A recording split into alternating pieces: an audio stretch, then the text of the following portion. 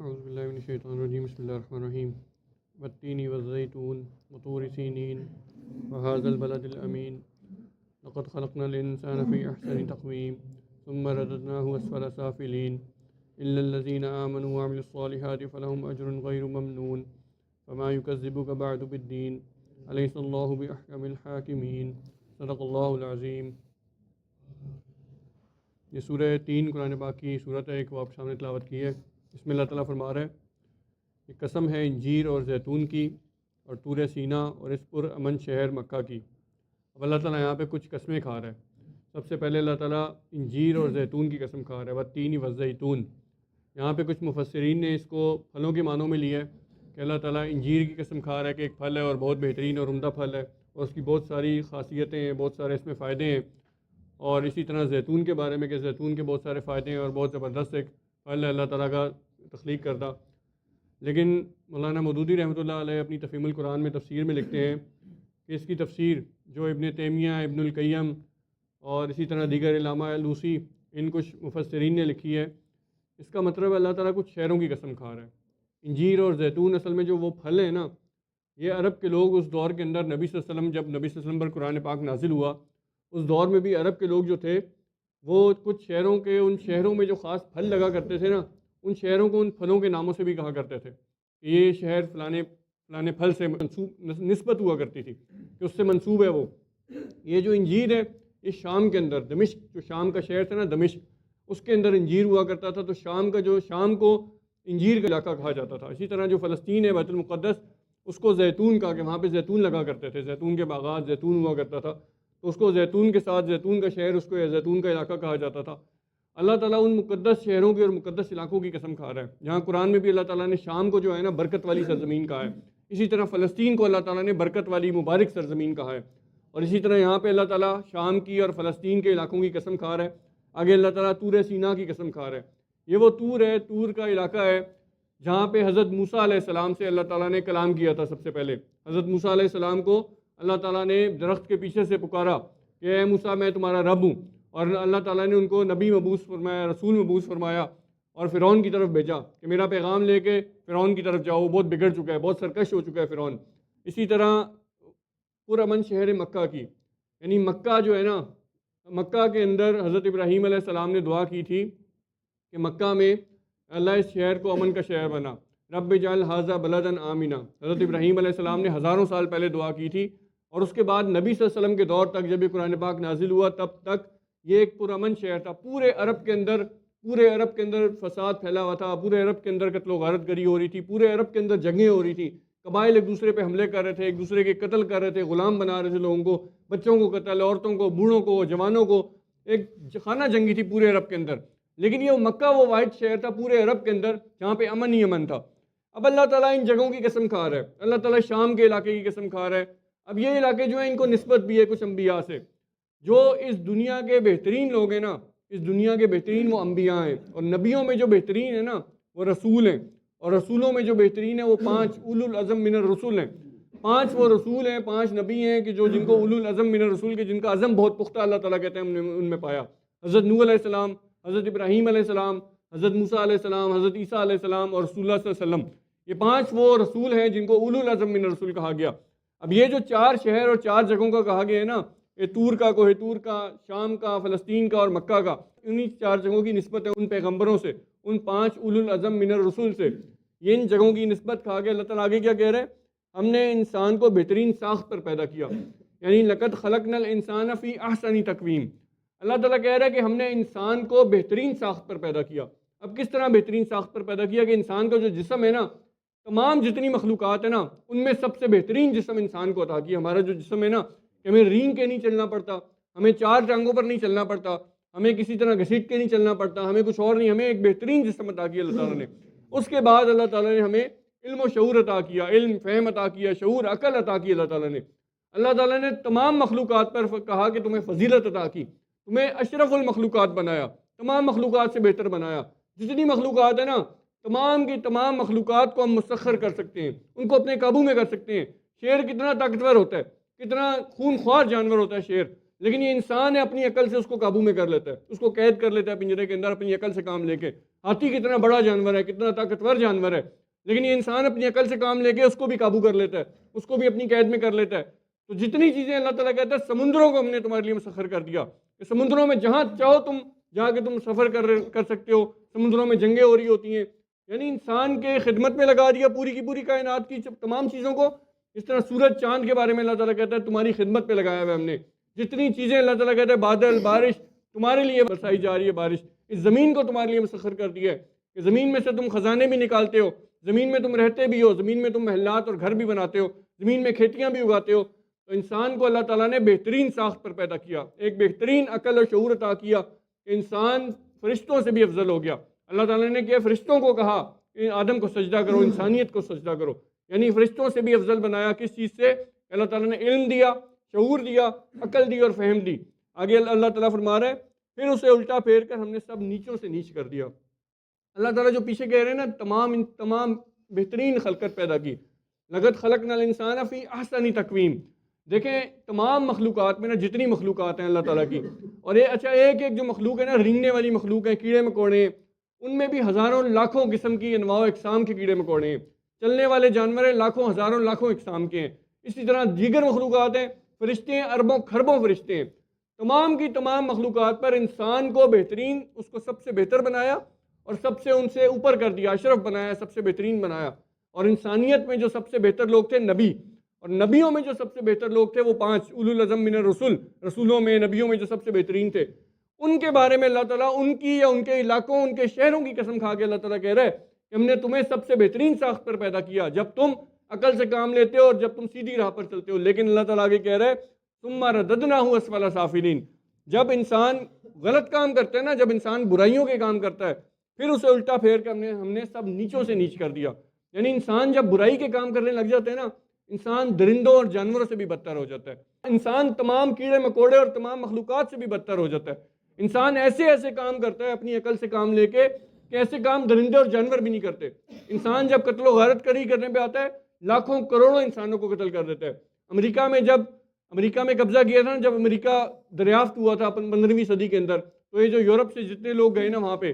انہوں نے وہاں جا کے کوئی 5 سے 6 کروڑ انسانوں کو وہاں قتل کیا تھا۔ 5 سے 6 کروڑ انسان وہاں کے جو رہنے والے تھے نا امریکہ کے، جن کو نیٹو امریکن کہا جاتا ہے، ان انسانوں کا قتل عام کیا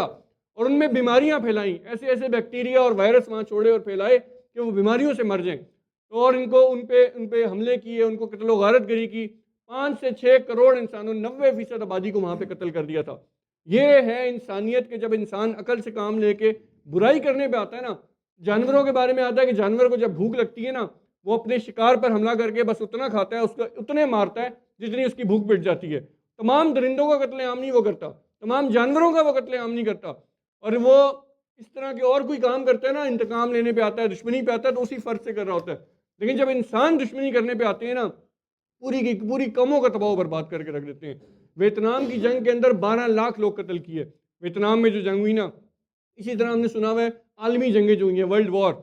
وار 1 جو ہوئی ہے اس میں 2 کروڑ سے زیادہ لوگ قتل کیے گئے ہیں، اور اسی طرح ورلڈ وار 2 میں 7.5 سے 8 کروڑ لوگوں کا قتل ہوا ہے ورلڈ وار 2 کے اندر۔ اور یہ کن لوگوں کا تھا؟ جن کا ہم کہتے ہیں بڑے مہذب لوگ ہیں، یورپ کے لوگ ہیں، امریکہ کے لوگ ہیں، برطانیہ کے لوگ ہیں، جرمنی فرانس کے لوگ ہیں، بڑے مہذب قوم ہیں، بڑے مہذب لوگ ہیں۔ لیکن انسان جب برائی پہ اتر کے آتا ہے نا، ہم کہتے ہیں مہذب ہے، یہ ان کی تہذیب ہے، یہ ان کی تہذیب ہے کہ جب وہ برائی پہ غلط کاموں پہ اترنے میں آتا ہے نا، اللہ تعالیٰ فرما رہا ہے ثم رددناہ اسفل سافلین، بدتر سے بدتر وہ ہو کے جاتا ہے، جانوروں سے بھی بدتر ہو جاتا ہے، بری سے بری مخلوقات، برے سے برے درندے اور جانوروں سے بھی بدتر ہو جاتا ہے انسان۔ یہاں پہ اللہ تعالیٰ آگے فرما رہا ہے الا الذین آمنوا وعملوا الصالحات فلہم اجر غیر ممنون، سوائے ان لوگوں کے جو ایمان لائے اور نیک عمل کرتے رہے، ان کے لیے کبھی ختم نہ ہونے والا اجر ہے۔ اب دیکھیں ہمیں اس عقل سے کام لینے، اپنے علم و شعور سے کام لینے، اور آگے کیا کرنا ہے؟ ان لوگوں کے سوا وہ بدترین نہیں ہوتے، وہ برے سے برے ترین نہیں ہوتے، وہ جانوروں سے بھی بدتر نہیں ہوتے۔ اللہ تعالیٰ کی نظر میں بدترین وہ نہیں ٹھہرتے کہ جو ایمان لاتے ہیں اور نیک عمل کرتے ہیں۔ اللہ تعالیٰ کہہ رہا ہے ان کے لیے کبھی نہ ختم ہونے والا اجر ہے، جو اجر کبھی ختم ہی نہ ہوگا۔ ایک تو سب سے بڑھ کر اجر ہے، ایسا اجر کہ جو بہت ہی بڑا اجر ہے، بہت ہی عظیم اجر ہے،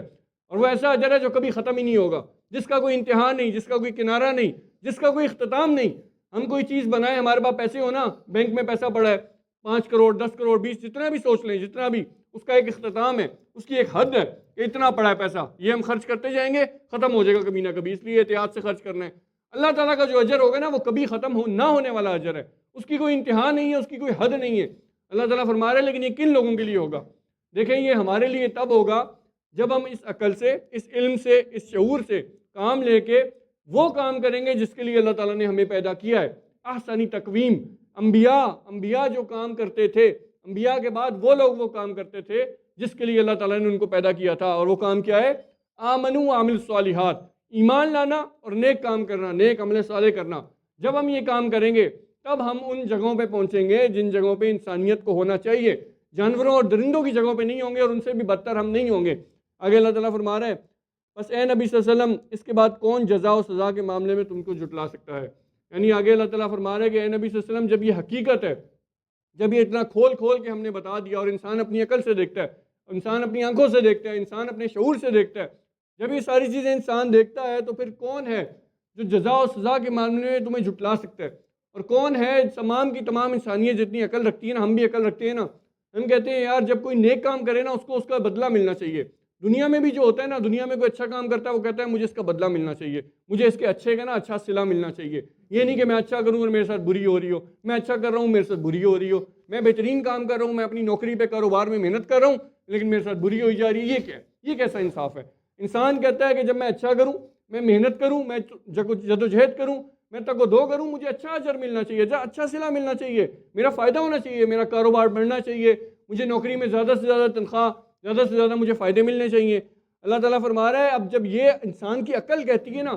تو پھر کون ہے جو جزا و سزا کو جھٹلا سکتا ہے؟ جب اس کو پتہ ہے کہ جو اچھا عمل کرے گا، اچھا کام کرے گا، اس کو نیک صلہ اور اچھا بدلہ ملنا چاہیے، اور جو برا کام کرے گا اول تو وہ دنیا میں جانوروں سے بھی بدتر ہو جائے گا، لیکن اس کا صلہ، اس کی سزا بدتر سے بدتر ہوگی، بری سے بری سزا اس کو دی جائے گی۔ آگے اللہ تعالیٰ فرما رہا ہے الیس اللہ باحکم الحاکمین، کیا اللہ سب حاکموں سے بڑا حاکم نہیں ہے؟ یعنی جتنے دنیا کے حاکم ہیں نا، ان حاکموں سے بھی لوگ کہتے ہیں کہ حاکم ہمیں اچھے کام کا اچھا صلہ بھی دے گا اور برے کام کا بری سزا بھی دے گا، بروں کو، چوروں ڈاکوں کو بھی سزا دے گا۔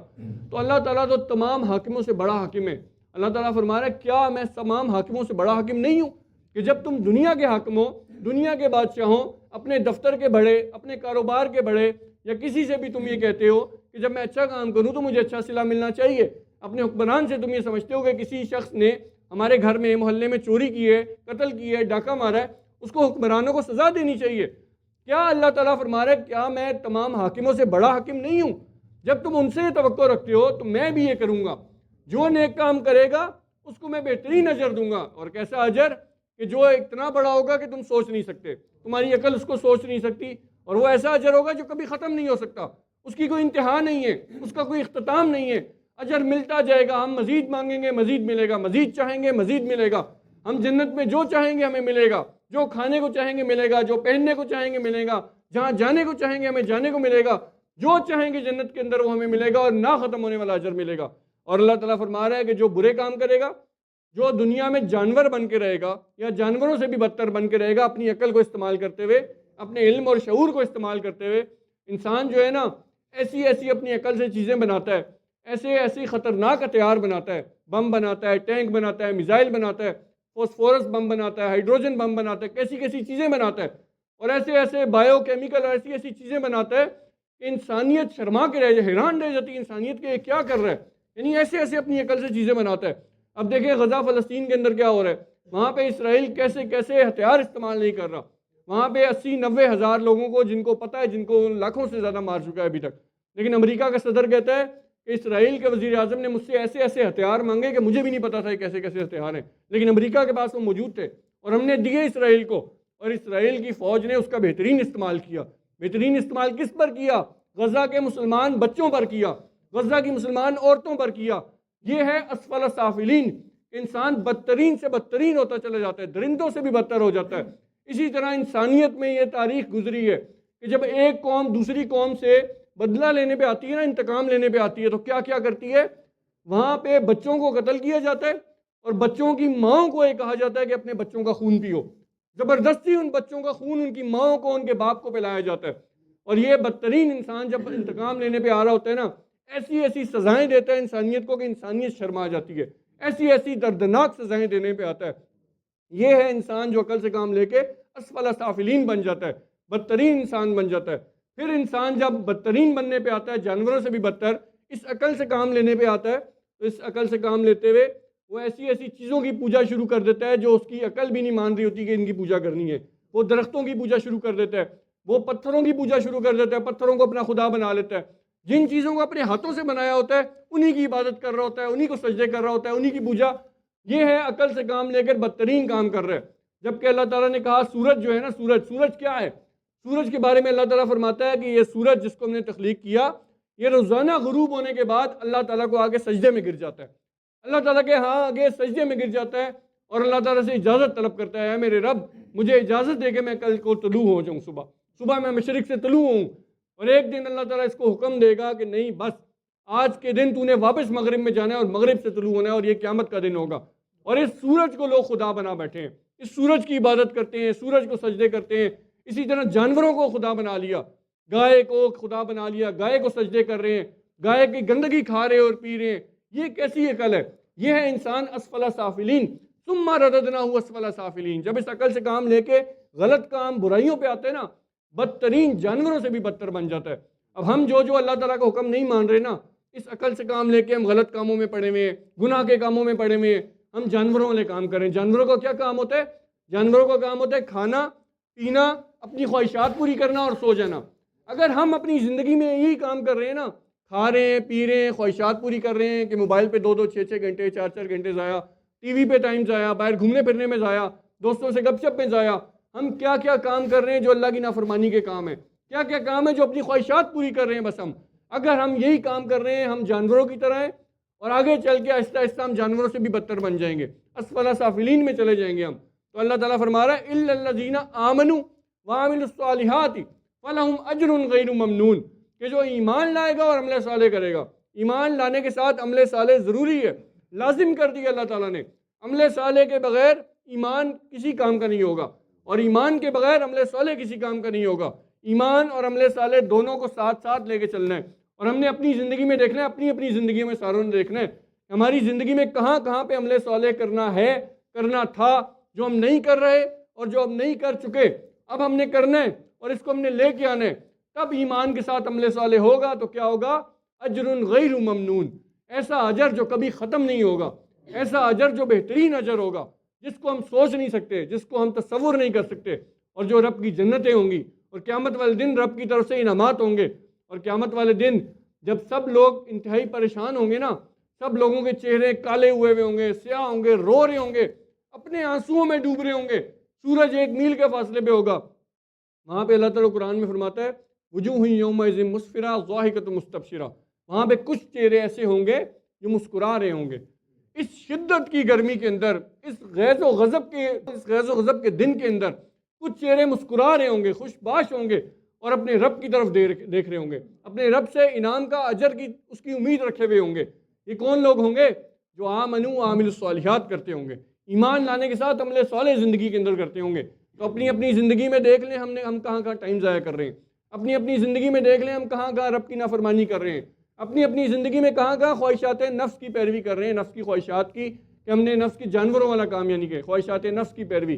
اور ہم خدا نخواستہ اسفل سافلین میں بدترین لوگوں میں تو نہیں ہیں۔ تو اللہ تعالیٰ سے دعا ہے اللہ تعالیٰ ہمیں اپنے بہترین لوگوں میں شامل فرمائے، اور اللہ تعالیٰ ہمیں سمجھنے اور عمل کرنے کی توفیق عطا فرمائے۔